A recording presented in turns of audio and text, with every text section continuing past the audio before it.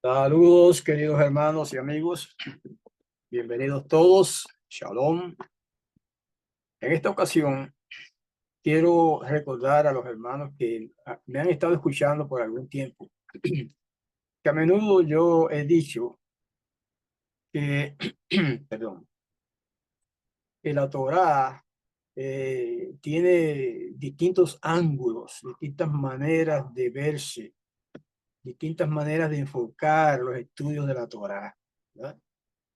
Y una cosa que he repetido mucho también es que la Torá, la meta de la Torá, el objetivo de la Torá es no que nos pongamos a dilucidar, eh, ¿cómo se dice?, interpretaciones distintas y debatir, y nada de eso tiene que ver con la Torá. El debate, la discusión, nada de eso tiene que ver con la Torá. La meta de la Torá es que seamos mejores personas. Esa es la meta esencial de la Torá, de los mandamientos de Yahweh, que seamos mejores personas cada día, poco a poco. Entonces, el tema que quiero presentar hoy, un tema como siempre muy sencillo, tiene que ver con eso en un sentido.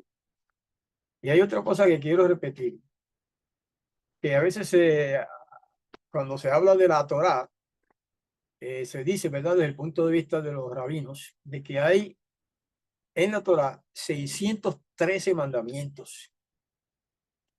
Entonces, algunos maestros cristianos, vamos a decir que critican en un sentido a los creyentes que quieren y tratan de observar la Torá de ser legalistas, porque se basan en mandamientos.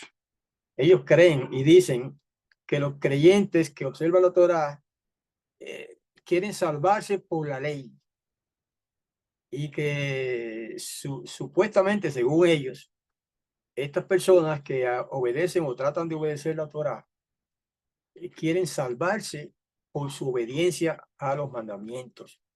Mientras que nosotros, dicen ellos, voy a citar ahora, dicen ellos, mientras que nosotros seguimos los impulsos del Espíritu Santo y no vivimos a base de mandamientos, sino de los impulsos del Espíritu Santo. O sea, según el Espíritu Santo nos impulsa, nos constriñe y nos lleva a la salvación. Así, qué bonito, será bonito, pero es real, es realista eso. Pues yo me atrevo a decir que no solamente no es realista, sino que es falso. Primero, porque nosotros no pretendemos salvarnos por medio de nuestra obediencia a la Torá. Nunca hemos dicho eso. Y segundo, porque no es verdad que los cristianos no obedecen, no tienen ningún mandamiento. No es verdad, eso es falso. Que los cristianos no tienen mandamientos, falso. Es más, ¿cuántos mandamientos tiene la Torá? Ya lo hemos dicho. Según los rabinos, ¿verdad? Han enumerado 613 mandamientos. Es mucho, ¿verdad?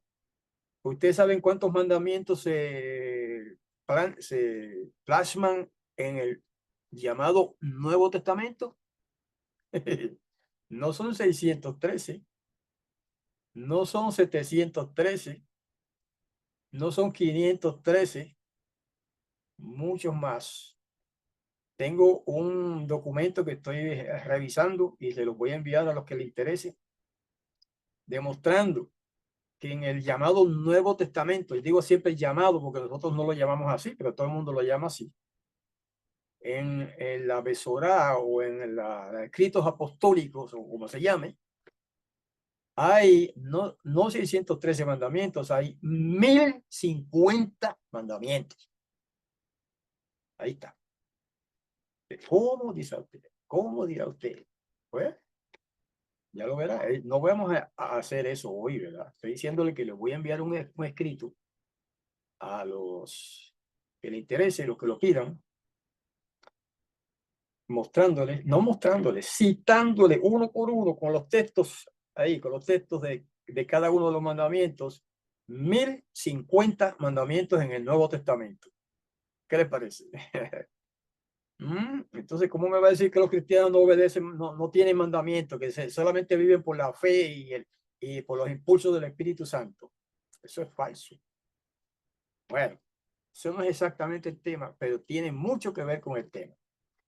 Porque el tema de hoy es una parte de ese concepto, de ese principio de los mandamientos de Yahweh en el llamado Nuevo Testamento. Aunque se citan otros pasajes también, ¿verdad? Pero, en otras palabras, vamos a considerar hoy unos poquitos de esos 1050 mandamientos que hay en el llamado Nuevo Testamento. ¿Ok? Algunitos nada más. Vamos a mostrar el documento y comenzamos. ¿Ok? Nuestra conducta y propósito en la vida. Es un gran tema, un gran título. Nuestra conducta y propósito en la vida.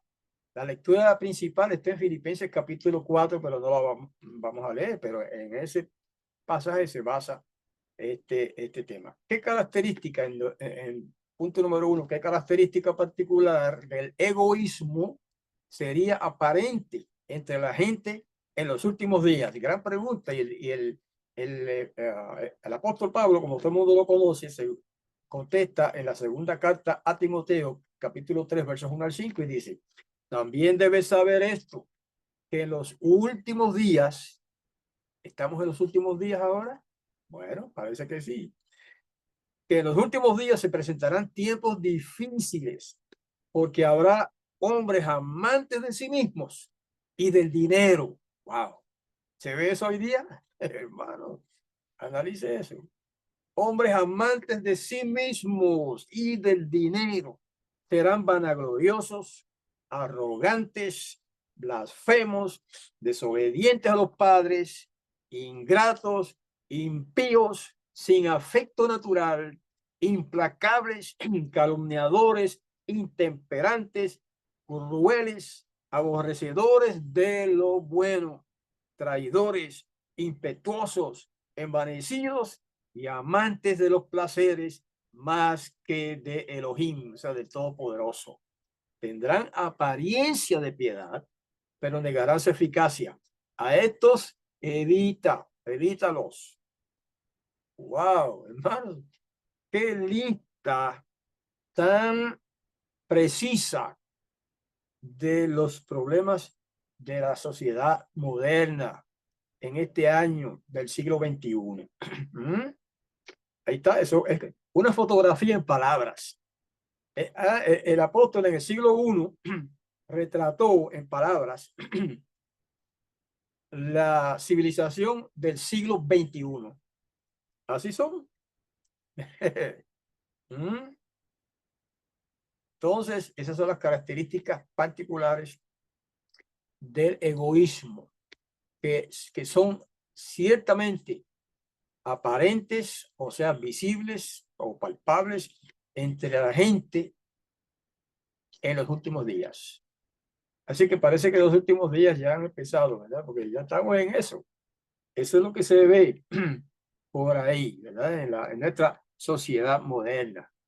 Debe la asamblea remanente ser amante de sí mismos y buscar la gloria vana. Filipenses 2:3 dice: no hagan nada por rivalidad ni por vanagloria, sino estimen humildemente a los demás como superiores a ustedes mismos. Contrario a la psicología moderna, que dice que uno, para mantener una autoestima saludable, debe considerarse superior. No todos dirán eso, pero he escuchado a algunos diciendo eso. No te consideres inferior, el que tampoco es bueno, ¿verdad? Considerarse inferior al extremo, pero aquí dice algo diferente a eso de considerarse uno como superior. No hagan nada por rivalidad ni por vanagloria, sino estimen humildemente a los demás como superiores a ustedes mismos. O sea que debemos tratar, es un mandamiento, hermanos, Ahí tenemos dos de los mandamientos, de los 1050 mandamientos que hay en el Nuevo Testamento. Ahí. No estimen, mejor dicho, estimen humildemente a los demás como superiores a ustedes. O sea, esto quiere decir, esto tiene que ver con respeto, hermanos. Si usted estima a su interlocutor, a la persona con que habla, a la persona que habla con usted, si usted la estima como una persona, ¿verdad? Digamos, superior, ¿verdad? De alto rango, usted la va a respetar y mucho. Si usted estima a la persona que habla con usted como una persona inferior, de poca valía, entonces no la va a respetar. ¿Ven? De eso es que se trata ese mandamiento. Y se puede interpretar quizás de otra manera, ¿verdad? Esa es mi manera de verlo. Punto 3. Debemos interesarnos solo en nuestras propias cosas. Filipenses 2:4 contesta eso. No considerando cada cual solamente los intereses propios, sino considerando cada uno también los intereses de los demás. Hermano, qué lindo eso. Ese es otro mandamiento, hermano. Ese es otro de los 1050 mandamientos que hay en el llamado Nuevo Testamento. ¿Mm? No considerarse cada cual, no considerar cada cual sus intereses propios, sino considerar también los intereses de los demás. Ahí es donde está uno de los secretos de la convivencia sana, uno de los secretos de la amistad, uno de los secretos de de llevarse bien con los demás, congeniar con los demás. ¿Ah? Considerar también los intereses de los demás. Que el esposo considere los intereses de su esposa, que la esposa considere los intereses de su esposo, que los padres consideren los intereses de sus hijos, que los hijos consideren los intereses de sus padres. Ese es el tema en ese brevísimo verso de las Escrituras. Punto 4.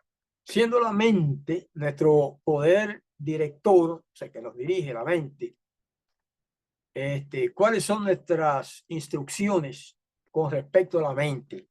Ahí está, Filipenses 2:5 y Romanos 12:2. Dice Filipenses 2:5, hayan ustedes esta manera de pensar que hubo también en el Mashiach Yahushua.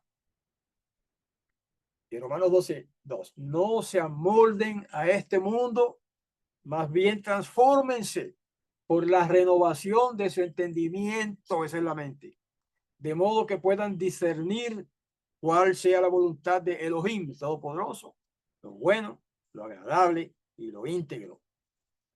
Hermanos, ahí están otros poquitos, dos más de los 1050 mandamientos que hay en el llamado Nuevo Testamento, por más que los cristianos dicen que nosotros no tenemos que ver con leyes ni con mandamientos, que solamente nos dejamos llevar, dicen ellos, por los impulsos del Espíritu Santo. Bueno, ahí está, es más, aquí hay dos mandamientos fundamentales, hermanos. Que haya nosotros la misma manera de pensar que tuvo el Mesías. Difícil eso, ¿verdad? Y es difícil, pero no es imposible. Entonces, siguiente, no se amolden a este mundo. Más bien, transfórmense por la renovación de su entendimiento. Eso equivale a la mente. Entendimiento es un proceso mental, ¿verdad? Así que pues, haciendo esto, podemos entonces discernir cuál es la voluntad del Todopoderoso, que siempre tiene que ver con lo bueno, lo agradable y lo íntegro.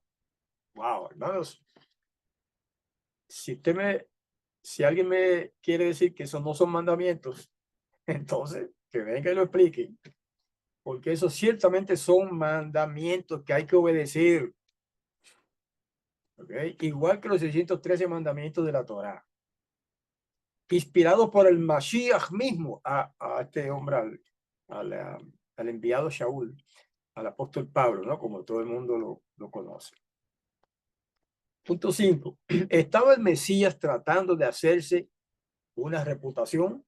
Filipenses 2:7 dice, hablando del Mesías cuando estaba en el cielo, ¿verdad? Cuando existía en el cielo como un ser espiritual, como el Hijo del Todopoderoso. Dice que se despojó a sí mismo tomando forma de siervo. Eso fue cuando nació aquí como hombre. Tomando forma de siervo, haciéndose semejante a los hombres y hallándose en condición de hombre. O sea, ya esto no es un mandamiento, esto es una descripción de algo que sucedió, ¿verdad? Entonces, ahí se va, pero es un ejemplo para nosotros.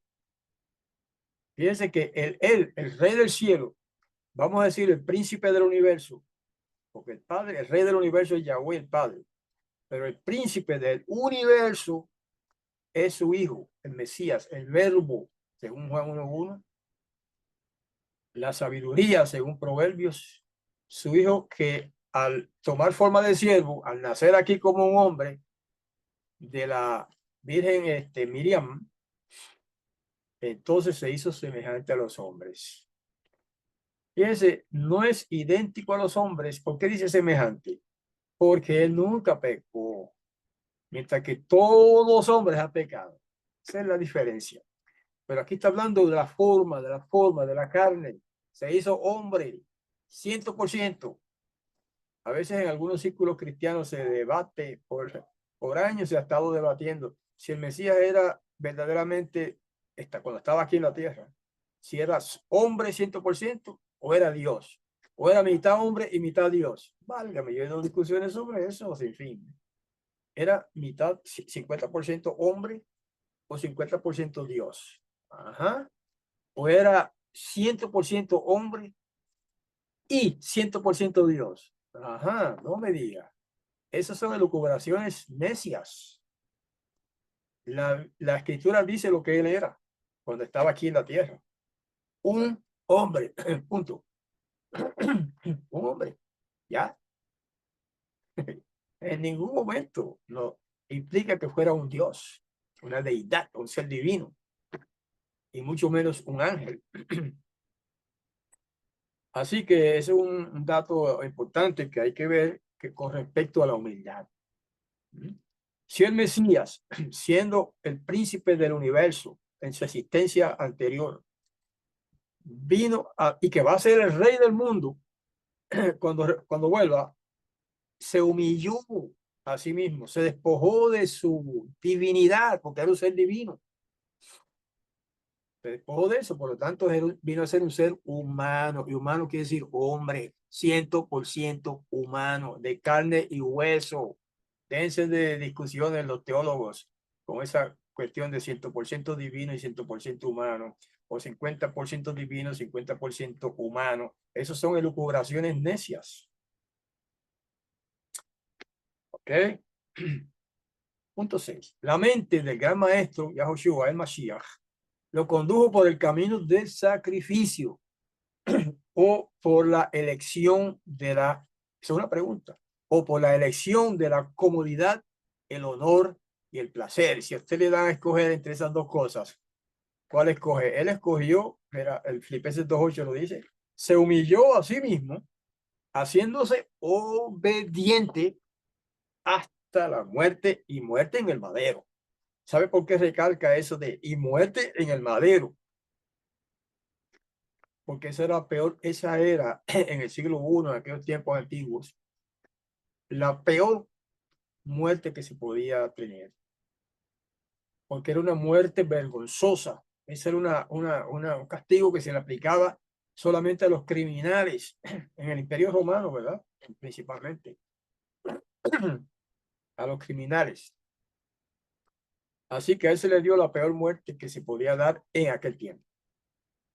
Y él se humilló, se hizo hombre sabiendo lo que le esperaba. Eso es lo triste, o eso es lo lindo, no sé cuál. Que él sabía lo que le esperaba, sabía cómo le iban a tratar, sabía que lo iban a humillar y a asesinar. Y aún así escogió hacerse hombre para servir de expiación por los pecados de su pueblo. Wow, hermano, qué pensamiento profundo. Punto 7. Aunque él no estaba buscando gozo, consuelo, honor, sino después de pasar por el dolor y la humillación, ¿cuál fue su posición final? Filipenses 2:9. Por lo cual también Elohim lo exaltó hasta lo sumo y le otorgó el nombre que está sobre todo nombre. Entonces algunos hermanitos que están empezando a estudiar las escrituras dicen, pero ¿cómo va a ser si el nombre Yahoshua es el mismo nombre de Josué, de Josué, el general aquel del tiempo de Moshe, ¿verdad? De Moisés? Se llamó Yahoshua también. Y cuando lo tradujeron al arameo, le pusieron Yeshua, el mismo nombre que se le da en arameo hoy día al Mesías. Y cuando lo tradujeron al griego, lo modificaron más todavía, lo tradujeron Jesús, Josué y el Mashiach tienen el mismo nombre. Por lo tanto, ¿dónde está entonces la exaltación? La exaltación no tiene que ver necesariamente con la palabra nombre, sino con el concepto que está detrás de la palabra nombre, que es fama. La palabra Shem en hebreo no solamente significa nombre como una etiqueta que le ponen a uno para identificarlo, significa también fama, prestigio, lo que significa la palabra Shem. Discúlpenme un segundito.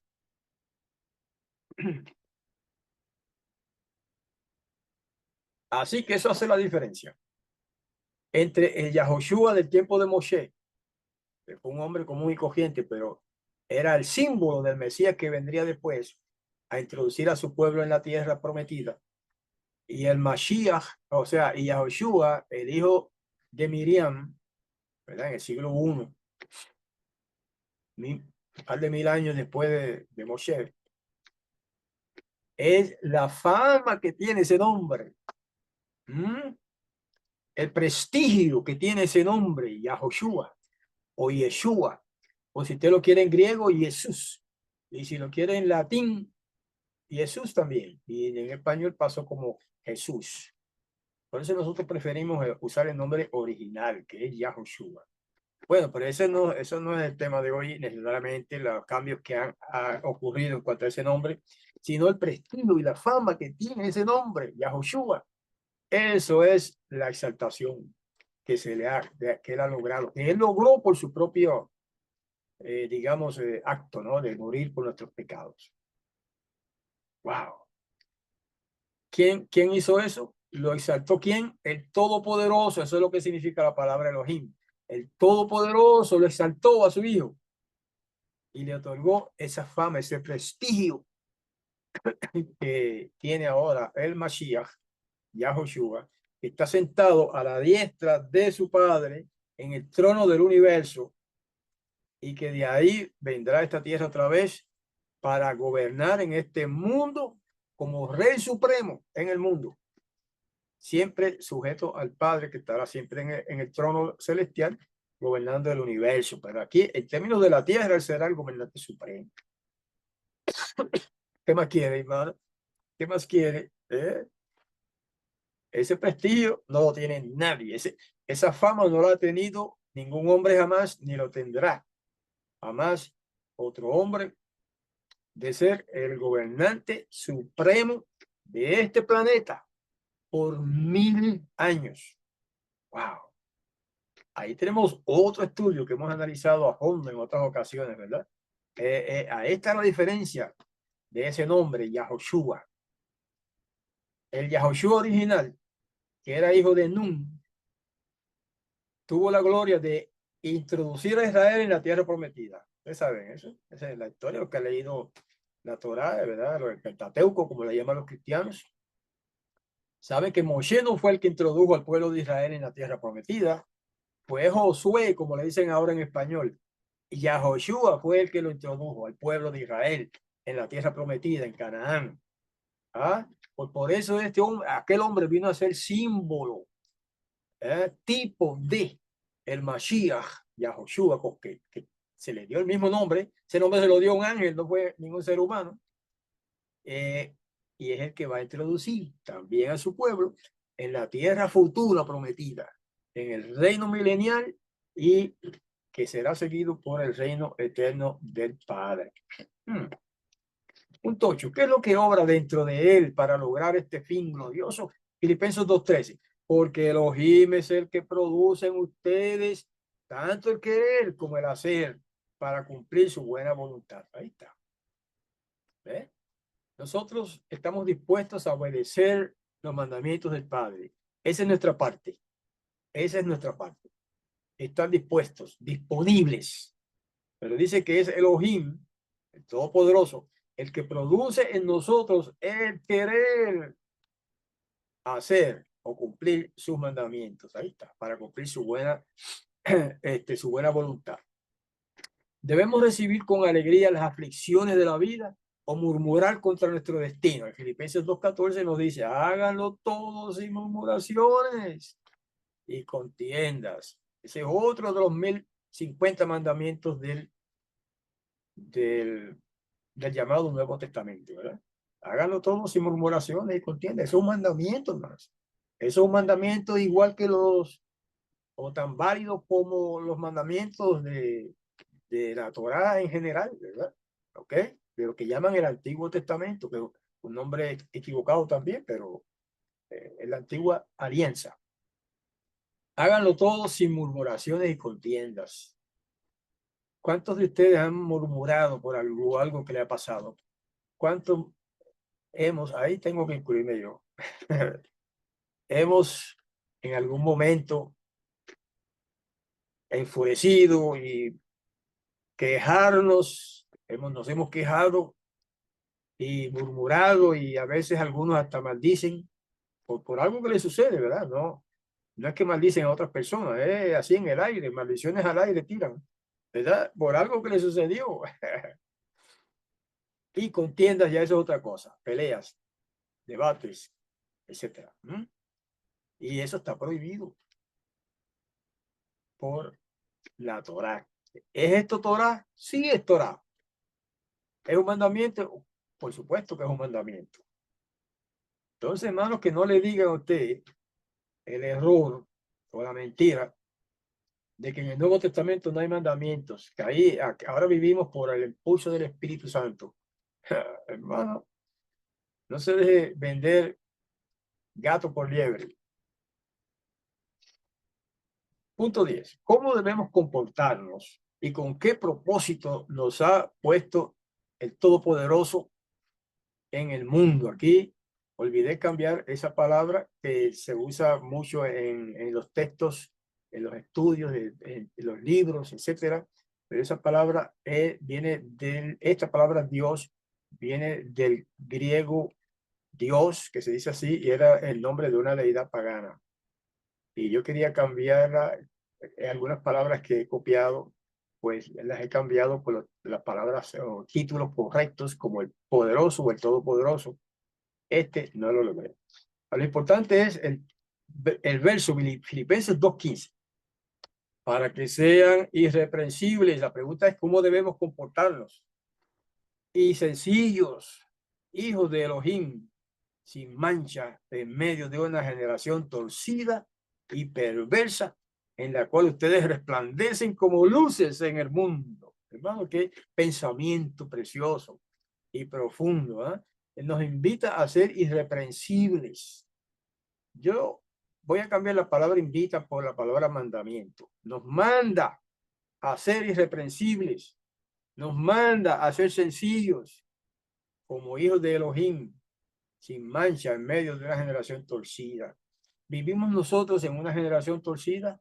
Hermano, escuche lo que se enseña por ahí en las escuelas o en la política o en los círculos civiles, en los círculos modernos de nuestra sociedad. A ver si no es una generación torcida y perversa. Y en esa generación torcida y perversa, ustedes deben resplandecer como lumbreras en el mundo. Eso es un reto, eso es un desafío. ¿Ok? Eso es un desafío para cada uno de nosotros. Punto 11. ¿Cómo podemos obtener poder y poseer la mente del Mesías? Pidan y se les dará. Dice Mateo 7, 7 y 8, palabras del Mesías. Pidan y se les dará. Busquen y hallarán. Llamen y se les abrirá. Porque todo el que pide recibe, y el que busca halla, y al que llama se le abrirá las puertas. ¿Ok? ¿Cómo podemos entonces obtener poder, obtener valor, obtener energía, fuerzas para vivir conforme a los mandamientos de nuestro Padre? Pidan y se les dará. Busquen y hallarán. Llamen y se les abrirá. Se sobreentiende la puerta, ¿verdad? De la oportunidad. Porque todo el que pide recibe, el que busca halla, y al que llama se le abrirá. Cuando dice llama, se refiere a tocar la puerta. Se le abrirá la puerta. Entonces, así que podemos adquirir poder, hermano. Tenemos que pedirlo. Adquirir la capacidad de sobrepasar las vicisitudes de esta vida. ¿Ah? Adquirir poder y energía para arrostrar las situaciones y problemáticas de esta vida. Adquirir poder para vivir vidas rectas, vidas sanas, en medio de una generación perversa y torcida y endrogada hasta cierto límite, hasta cierto punto. Ok. Punto 12. Habiendo adquirido el espíritu de santidad, que es lo que llaman la cristiandad el Espíritu Santo, para darle poder para el servicio, nos dio instrucciones el maestro relativas a su posesión. Lucas 11, 11 al 13 dice: ¿qué padre entre ustedes? Él le hablaba a los fariseos. ¿Qué padre entre ustedes, si su hijo le pide pescado, en lugar de pescado le daría una serpiente? O si le pide un huevo, le daría un escorpión. Pues si ustedes, siendo malos, saben dar buenos regalos a sus hijos, cuanto más su Padre Celestial dará el espíritu de santidad a los que le pidan. Hermano, hermana, ¿alguna vez ha pedido usted el espíritu de santidad? O más bien, ¿acostumbra usted pedir al Padre espíritu de santidad? Hay también otros espíritus, ¿verdad? Que ese es otro tema aparte. La palabra espíritu ha sido muy mal entendida entre los teólogos cristianos y le han pasado esos malos entendimientos a su pueblo. La palabra espíritu puede significar muchas cosas. Puede significar una actitud, una tendencia, una manera de pensar, una manera de ser. Entonces debemos pedir, dice, espíritu de santidad. Debemos pedir esa tendencia, ser proclives o inclinados hacia la santidad. Si usted pide eso, el Padre se lo va a dar. Ahora, si nunca se ocupa ni siquiera de pedirlo, entonces no espere recibir lo que no pide, ¿verdad? Hay ciertas cosas que el Padre da sin que las pidamos. Por ejemplo, la lluvia, pero dice el Mesías que la lluvia cae sobre buenos y malos. Eso no es que lo dice alguien, eso es la realidad. ¿El sol sale para los buenos nada más? No, el sol sale para los buenos y los malos, etcétera. ¿Los árboles producen frutos solamente para la gente buena? No, los árboles producen frutos para los buenos y para los malos. Así que hay ciertas cosas que sí, no hay que pedirlas porque vienen en el paquete de lo que es la vida en este mundo, en este planeta precioso y glorioso que nos ha tocado vivir. Pero hay ciertas cosas que no vienen en el paquete, o sea, que hay que pedirlas, ¿verdad? Y esta es una de ellas, pedir el espíritu de santidad. Y hay otras, pedir salud, pedir sanidad de una enfermedad, etcétera. Hay varias cosas que se pueden pedir. Y 13, último punto, ¿qué olvidaremos y hacia qué seguiremos adelante? Filipenses 3, 13 y 14 dice: hermanos, dice Pablo, Shaul, yo mismo no pretendo haberlo alcanzado ya, haber alcanzado qué. Pero una cosa hago, olvidando lo que queda atrás y extendiéndome a lo que está por delante, prosigo a la meta. Esto es, hacia el premio del supremo llamamiento de Elohim en el Mashiach Yahushua. Ahí está. Hermanos, qué lindo. Prosigo a la meta. O sea, prosigo es palabra clave aquí. No es cuestión de decir, bueno, voy a hacerlo. No, es hacerlo y decirlo y ¿cómo se dice? Probarlo o tratarlo cada día de hacer lo que el Padre quiere que hagamos y de ser lo que el Padre quiere que seamos y de ser las personas que el Padre Todopoderoso, Yahweh, Creador del universo, quiere que seamos. Y esa es la meta de la Torá, sea en las antiguas escrituras o en las nuevas escrituras. La meta de los mandamientos es que seamos mejores personas. Así comenzamos a hablar en esta ocasión, ¿verdad? Esa es la meta de la Torá, que seamos mejores personas. Pero esa es una meta, digamos, aquí, para esta vida, pero también se refleja en la vida venidera, que es el premio del supremo llamamiento. El supremo llamamiento que el Padre nos ha otorgado es eso, que seamos no solamente buenas personas aquí, sino que heredemos también la vida eterna en el mundo venidero. Y esa es la gloriosa esperanza de todos los creyentes. ¿Ok? En todas las iglesias, el Padre Celestial tiene hijos, ¿verdad? Algunos son un poco, algunas iglesias son un tanto exclusivistas y dicen, esta es la iglesia verdadera y el que no tenga esta iglesia se pierde. ¿Ustedes han oído eso alguna vez? Yo lo he oído. Esta es la iglesia verdadera y los que están allá afuera son del diablo. Yo he oído eso. Esas son expresiones necias, ¿verdad? De los seres humanos. En ningún sitio de la escritura se enseña eso, ¿verdad?